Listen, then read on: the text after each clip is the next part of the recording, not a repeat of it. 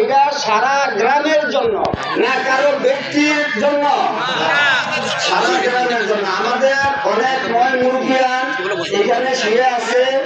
আমরা এখানে একটা ঈদগাহ করার উদ্দেশ্য হলো যে বছরে 2 বার নামাজ পড়ব। এই নামাজের উসিলায় আমরা এই গোরস্থানটা জবাব করতে পারবো।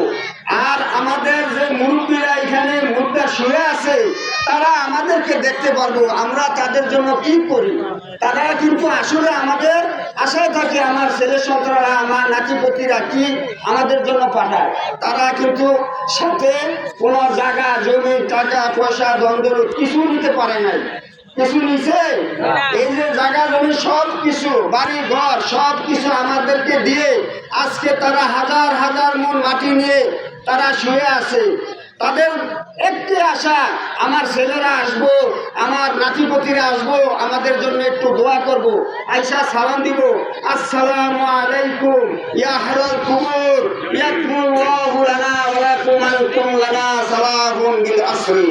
সালাম দিব, সূরা ফাতিহা পড়া, কুরআন শরীফ পড়া একটু দোয়া করব। এই তো তাদের আশা।